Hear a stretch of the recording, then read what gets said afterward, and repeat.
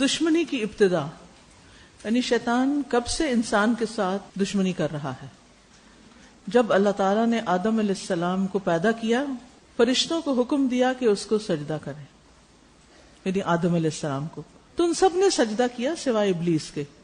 اس نے انکار کیا کہ وہ آدم علیہ السلام کو سجدہ کریں، اور وہ کہنے لگا میں اس سے بہتر ہوں، مجھے تو نے آگ سے بنایا اور اس کو مٹی سے، اس وجہ سے میں انسان سے بہتر ہوں، میں اس کو سجدہ نہیں کروں گا۔ تو اس نے اس وجہ سے نافرمانی کی اور انکار کیا اور لعنت کیا گیا اور دور پھینک دیا گیا اللہ کی رحمت سے۔ اللہ تعالیٰ کا فرمان ہے، جب ہم نے ملائکہ سے کہا کہ آدم کو سجدہ کرو تو ان سب نے سجدہ کیا سوائے ابلیس کے، وہ جنوں میں سے تھا، اس نے اپنے رب کے حکم کی نافرمانی کی۔ اور اللہ تعالیٰ کا فرمان ہے، سلیمان علیہ السلام نے کفر نہیں کیا، انکار نہیں کیا، لیکن شیاطین نے کفر کیا۔ اور اللہ سبحانہ وتعالیٰ کا فرمان ہے، فرمایا کہ اس سے نکل جاؤ، یہاں سے چلے جاؤ، کیونکہ تم مردود ہو اور یقیناً تم پر لعنت ہے، اللہ کی رحمت سے دوری ہے بدلے کے دن تک۔ تو اس وجہ سے اس کا حسد بڑھ گیا، اس میں اضافہ ہو گیا، اور اس کا کینہ، بغض آدم علیہ السلام پر اور ان کی اولاد پر، یعنی چونکہ اللہ تعالیٰ اس سے ناراض ہوئے تو اس نے آدم سے دشمنی کر لی، کیا سمجھ کر کہ آدم کی وجہ سے میرے ساتھ یہ سب ہوا۔ تو اس نے اللہ تعالیٰ سے مطالبہ کیا کہ اللہ تعالیٰ اس کو قیامت کے دن تک مہلت دے دیں۔ کیا مطلب ہے اس کا مہلت دینے کا؟ یعنی اس کو زندگی دیے رکھیں، موت نہ آئے۔ اس لیے نہیں اس نے مہلت مانگی کہ توبہ کرے، اس وجہ سے کہ وہ آدم اور اس کی اولاد سے انتقام لے سکے، بدلہ لے سکے، اور ان کی گمراہی پر کام کر سکے، یعنی ان کو گمراہ کر سکے اور ان کو فتنے میں ڈالنے پر۔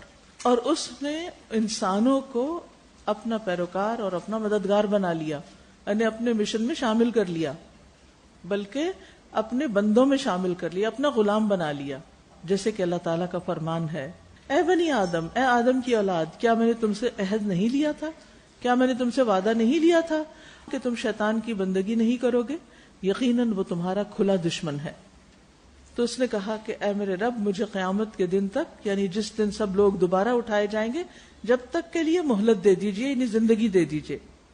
تو اللہ تعالیٰ نے فرمایا، بے شک تم ان میں سے ہو جو مہلت دیے گئے ہیں، یعنی تمہاری بات مان لی گئی اس دن تک جس کا وقت معلوم ہے۔ اور فخر کیا، اکڑ دکھائی، بڑا بنا شیطان، رب تعالی سے بات کرتے ہوئے اس نے بڑی اکڑ دکھائی، بہت بدتمیزی سے بات کی، اور ناپاک جو اس کے پلان تھے ان کا اعلان کر دیا، بغیر کسی خوف کے یا کسی بھی نظر یا کسی بھی غور و فکر کے، اس کے انجام میں۔ یعنی اتنا دلیر، اتنا ڈھیٹ اور اتنا نڈر تھا کہ اس نے انسان کو گمراہ کرنے کی جو پلاننگ کی تھی وہ اس نے علل اعلان سب کے سامنے بتا بھی دی۔ دیکھیے، عام طور پر لوگ اپنے کسی بھی کام میں، کسی پروگرام میں، کسی منصوبے میں کامیاب ہونے کے لیے اپنی پلاننگ کو کسی کو بتاتے نہیں، خاموشی سے کام کرتے ہیں کہ جب ہو جائے گا پھر بتا دیں گے، کیونکہ ہو سکتا ہے کہ نہ ہی ہو سکے، ہو سکتا ہے میں نہ کر سکوں، تو سب کو بتا کے کہیں شرمندگی نہ ہو کہ تم تو بڑی باتیں کرتے تھے، اب کیا تم نے کچھ بھی نہیں۔ لیکن شیطان اپنے ارادے میں اتنا پکا تھا کہ اس نے سب کے سامنے اعلان کیا کہ یہ تو میں کر کے ہی چھوڑوں گا۔ کیا ہم کبھی کسی نیکی کے کام میں اتنا پکا ارادہ کر کے علل اعلان یہ کہتے ہیں کہ یہ تو ہم کر کے ہی چھوڑیں گے، ہم کر کے دکھائیں گے؟ یعنی سب کے سامنے کسی بات کا اعلان کرنے کا مطلب کیا ہے کہ ہم اپنے منصوبے پر، اپنے ارادے پر، پلاننگ پر سب کو گواہ بنا رہے ہیں کہ تم گواہ رہنا، یہ ہوگا، یہ دیکھو گے تم۔ ایسی بات کون کرتا ہے؟ جو واقعی اپنے ارادے میں 100% پکا ہو، سچا ہو کہ اس نے کرنا ہی کرنا ہے، اور جو ارادہ کر لیتا ہے تو پھر اس کے راستے کھل بھی جاتے ہیں۔ اس نے کہا، اے رب، اس وجہ سے کہ تو نے مجھے گمراہ کیا، اپنی نالائکی اور اپنی نافرمانی کا الزام اللہ کو دے رہا ہے، میں ان کے لیے زمین میں ضرور زینت پیدا کروں گا، دلکشی پیدا کروں گا، اور میں ان سب کو ضرور گمراہ کر دوں گا سوائے تیرے چنے ہوئے بندوں کے، جو ان میں سے مخلص بندے ہوں گے، بس وہ بچیں گے، باقی سب کو گمراہ کروں گا۔ تو اس نے بتا دیا کہ وہ جو خالص بندے ہوں گے نا، وہ میرے ہاتھ نہیں آئیں گے، باقی سب میرے ساتھ شامل ہو جائیں گے. تو یہ ہے شیطان، اور یہ ہے اس کی دشمنی جو مسلسل رہے گی یہاں تک کہ اللہ زمین اور جو بھی زمین ہے اس کا وارث ہو جائے، یعنی سب انسان ختم ہو جائے. بے شک وہ اس دن سے پلاننگ کر رہا ہے اور آدم علیہ السلام کی اولاد کو بگاڑنے پر کام کر رہا ہے.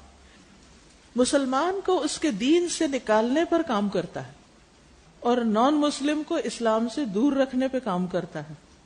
ان کو اس طرف آنے نہیں دیتا اور جو آ گیا ان کو نکالنے کی کوشش کرتا ہے.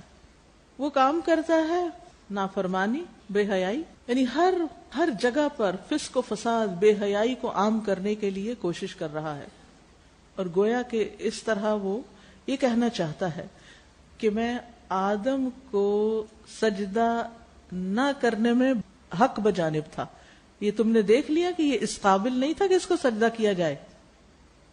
اللہ نے فرشتوں کو اور جو بھی ان کے ساتھ تھے، ابلیس، حکم دیا کہ سجدہ کریں.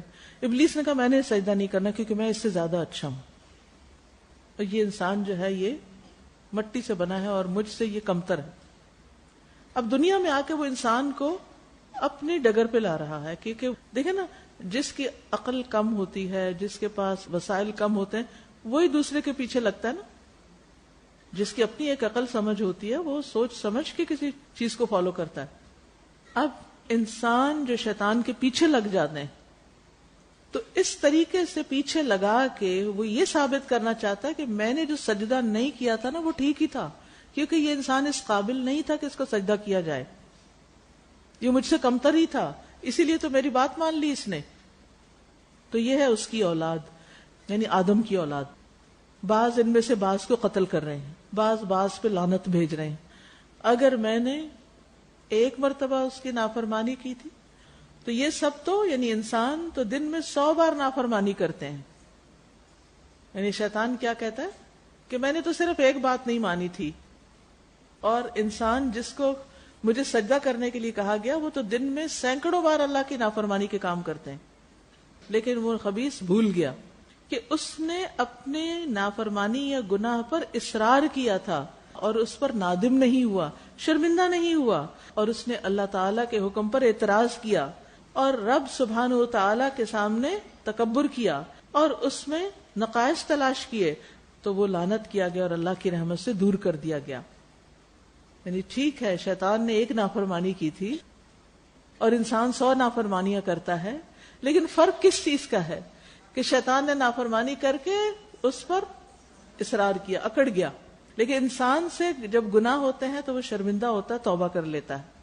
جہاں تک آدم علیہ السلام کی اولاد کا تعلق ہے تو اللہ نے ان کے لیے توبہ کا دروازہ کھول رکھا ہے اور رجوع کرنے کا، اور ان کو اپنی رحمت سے مایوس نہیں کیا اور انہیں نا امید نہیں کیا اپنے معافی سے، عفو سے، بخشش سے.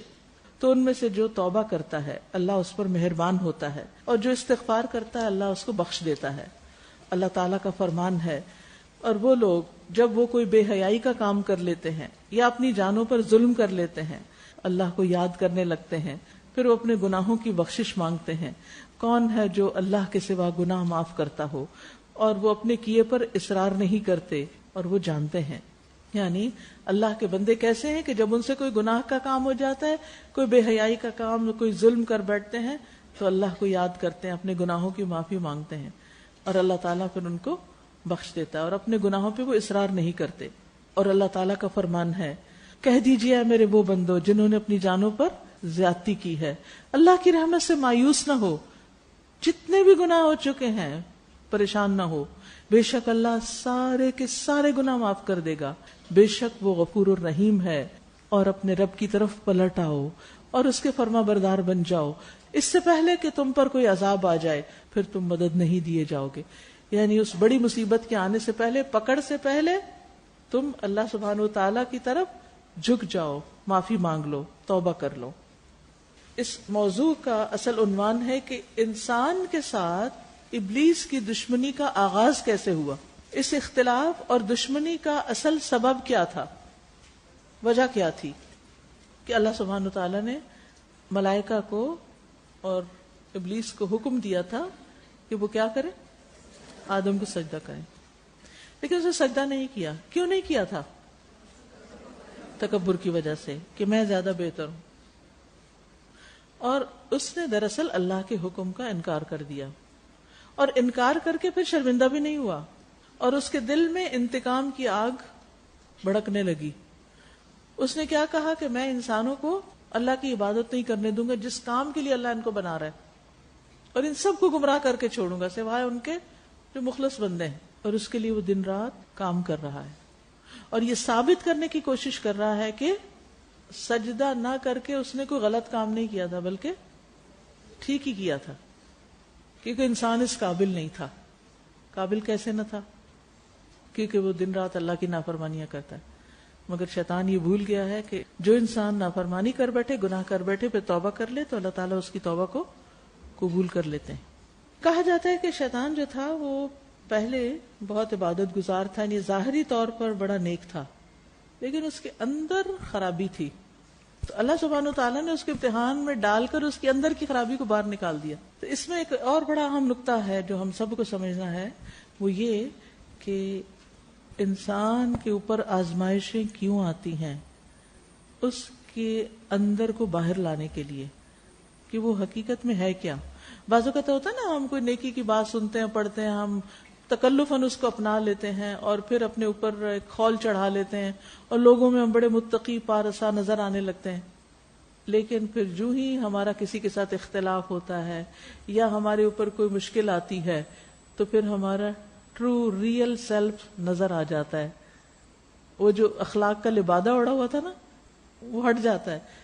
بد اخلاقی کے وقت, غصے کے وقت وہ کیا سوچتا ہے, کیا اس کے منہ سے نکلتا ہے, اس کا انسٹنٹ ریئیکشن کیا ہوتا ہے, یہ اس کے ریئل سیلف کی نمائندگی کر رہا ہوتا ہے. ہمیں ہمیشہ اس بات کی فکر کرنی چاہیے کہ ہمارے اندر کیا ہے. آپ دیکھیے کہ آپ اچانک کسی کو کیا جواب دے دیتے, کیا بول دیتے ہیں جب کوئی آپ سے سوال کر لیتا ہے, یا کوئی آپ پہ تنقید کر دیتا ہے, یا کوئی آپ کی تعریف کر دیتا ہے, تو انسٹنٹ ریئیکشن کیا ہوتا ہے؟ وہ ہیں آپ اصل میں, کیونکہ جو آپ کے اندر تھا نا باہر نکل پڑا. تو شیطان کے اندر خباثت تھی, اوپر عبادت اور ظاہریت اور تقوی اور نیکی کا لباس اوڑا ہوا تھا. اللہ نے اس کا ٹیسٹ لیا, یہ حکم دے کے کہ انسان کو سجدہ کرو, اور وہاں سے پتہ چل گیا کہ اصل میں تھا نہیں جیسا وہ نظر آ رہا تھا. کم ہی لوگ اس بات کی فکر کرتے ہیں کہ ہمارے اندر کی جو بدگمانیاں اور جو وسوسے اور جو نفرتیں اور انتقام اور بغض اور حسد اور پھر دنیا کی ہرس اور لالچ, وہ تمام چیزیں ہیں, تو اس کا علاج نہیں کرتے. نتیجہ کیا ہوتا ہے کہ نماز, روزہ, حج, زکوٰۃ سب کچھ کرنے کے باوجود ذرا سا کسی انسان سے اختلاف ہوتا ہے, بدتمیزی اور بد اخلاقی پر اتر آتے ہیں, برداشت ہی نہیں کچھ کرتے, کیونکہ اندر قوت ہے ہی نہیں نا کسی چیز کی کہ جو ہمارے اس سرکش گھوڑے کو جو اندر ہے اسے کنٹرول کر لے.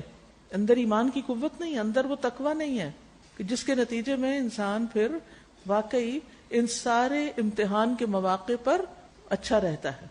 تو کسی کو جاننے کے لیے, پہچاننے کے لیے نارمل حالات, روٹین کی چیزیں اس میں نہیں پتہ چلتا. انسانوں کو جب دھکا پڑتا ہے نا, کوئی آزمائش آتی ہے, کوئی مصیبت آتی ہے, تو منہ سے کیا نکلتا ہے, تو کیسے تبصرے انسان کرتا ہے, پھر پتہ چلتا ہے کہ یہ کون ہے, کیونکہ اس وقت اپنے اوپر قابو نہیں رکھ پاتا.